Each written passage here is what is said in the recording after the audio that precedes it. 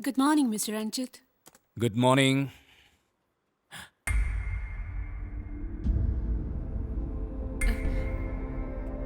മനസ്സിലായില്ല അല്ലേ? ഓ മനസ്സിലായി. പക്ഷേ പ്രതീക്ഷിക്കാതെ ഇവിടെ. എനിക്കിവിടെ ഇരിക്കാമല്ലോ അല്ലേ? Oh I am so sorry. Please please. Thanks.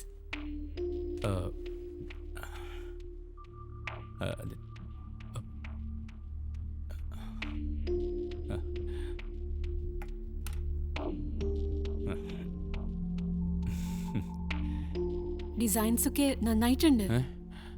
Oh thank you thank you. അമേരിക്കയില് ഇന്ത്യൻ ഡിസൈൻസിന് നല്ല ഡിമാൻഡ്. എനിക്കും ചിലപ്പോൾ ഓർഡേഴ്സൊക്കെ വരാറുണ്ട്. ഓ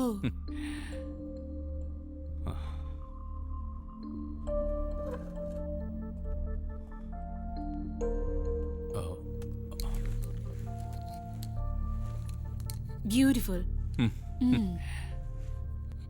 ലക്കിക്ക് ഇപ്പോൾ എങ്ങനെയുണ്ട്? ലക്കിക്ക് എങ്ങനെയുണ്ട്? He's fine he's fine. ഒരു 2-3 ദിവസത്തിനുള്ളിൽ ഡിസ്ചാർജ് ചെയ്ത് വീട്ടിലേക്ക് കൊണ്ടുവരാം. He's fine. Thank God.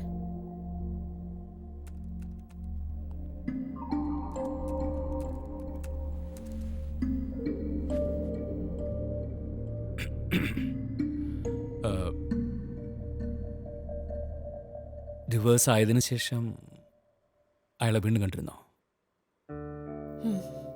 Once ഒരു മോളിൽ വെച്ച്.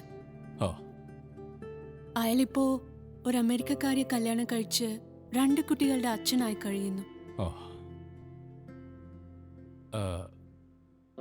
നിങ്ങൾ പിന്നെ?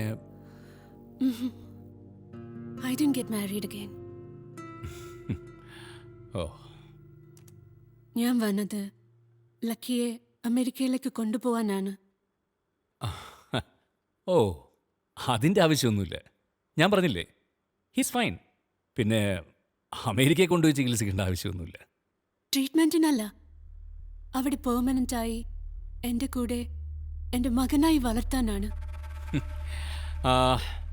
ചായയോ കാപ്പിയോ? No thanks. ഓക്കെ. മറുപടി പറഞ്ഞില്ല. അതെങ്ങനെയാ ശരിയാവുക? ലക്കി എൻ്റെ മോനല്ലേ, എൻ്റെ ഭാര്യയല്ലേ അവനെ പ്രസവിച്ചത്. നിങ്ങളുടെ ഭാര്യ പ്രസവിച്ചാലും അവൻ എൻ്റെ ബ്ലഡ് അല്ലേ? അതേ, ഈ രക്തബന്ധത്തിലൊന്നും വലിയ കാര്യമൊന്നുമില്ല. ആരാണോ കുട്ടികളെ നന്നായിട്ട് നോക്കി വളർത്തുന്നത് അവരാണ് അച്ഛൻ, അമ്മ, ചേട്ടൻ, ചേച്ചി. പിന്നെ നിങ്ങളുടെ ഈ അമേരിക്കക്കാരുടെ ഫോർമാലിറ്റീസ് ഒന്നും ഞങ്ങൾക്കില്ല.